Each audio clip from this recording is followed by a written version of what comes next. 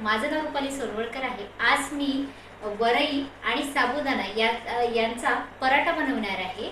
तर ते लागणारे जे साहित्य आहे ते साबुदाणा अर्धा वाटी, भगर अर्धा वाटी, त्यानंतर उकडलेला आहे जे बटाटा आहे तो एक, मोठा असेल तर एक, छोटे असेल तर दोन, चवीनुसार मीठ, ठेचा, जिरे आणि त्याला फ्राय करण्यासाठी आपल्याला तूप लागणार आहे।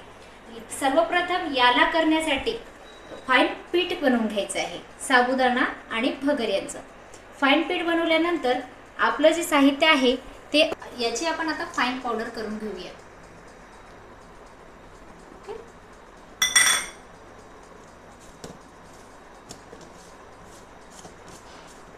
आता ना नुसतं पदार्थ बी दाखवत चालेल। थांब,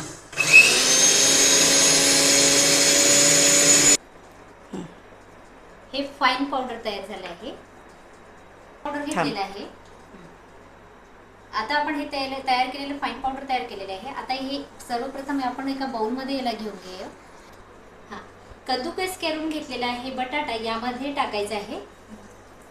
असं फाईन करून घ्यायचं। चवीनुसार जे मीठ आहे ते प्रथम याच्यामध्ये टाकून घेणार आहे।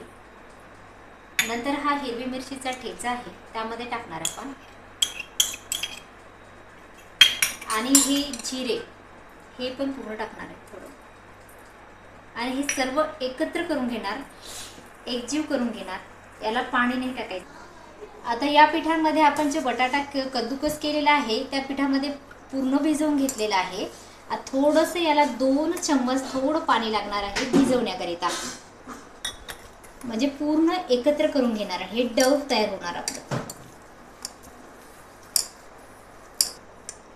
हे आता डव तयार झालेलं आहे। याला आता 10 मिनिटांसाठी आपण सोडून देऊया, तोपर्यंत पराठ्याची तयारी करणार आहे।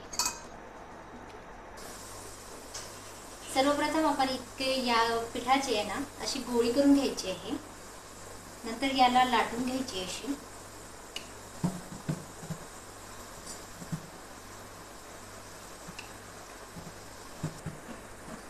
अशा प्रकारे हे लाटून घ्यायचं आहे। नंतर गोल येण्यासाठी, पराठा गोल येण्यासाठी बाकी हे जे बाकीचं आहे डव ते काढून घ्यायचं आहे। घेतल्यानंतर हा पराठा आपला तयार झालेला आहे। नंतर याला क्रिस्पी भाजून घ्यायचं आहे। असं करून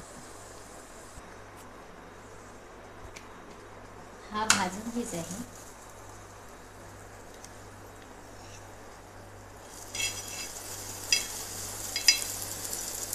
आजूबाजूने असं तूप सोडून घ्यायचं थोडं, म्हणजे क्रिस्पी बनेल असं।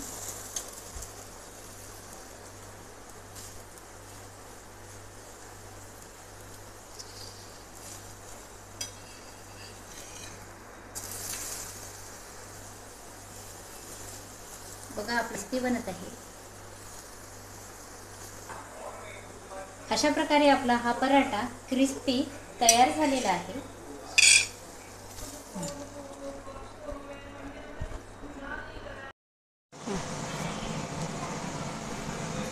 परत आपण आता यासाठी पराठा खाण्यासाठी चटणी बनवणार आहे।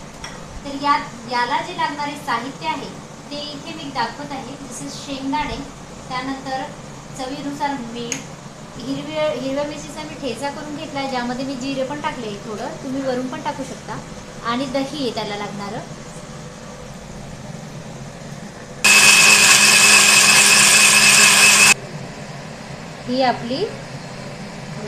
ही आपली तयार झालेली चटणी। आता तयार चटणीसाठी आपण तडका तयार करून घेऊया। एक छोटा पॅन ठेवलेला आहे, त्यामध्ये 1 चम्मच तेल टाकलेलं आहे, आणि आता थोडं चिमूटभर जसं तडक्याला जितकं उपयुक्त पडेल तेवढं जिरं आपण त्यात टाकणार आहे।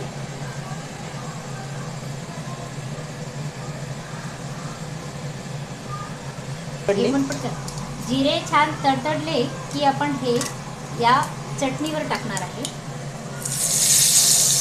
आता छान याला मिक्स करून घेऊया।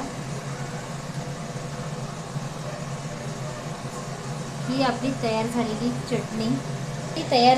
चटणी, हे बघा आपली खुसखुशीत झालेली मऊ पराठे, आणि खूप छान चवीदार बनलेली आहे। तुम्ही पण करा। थँक्यू।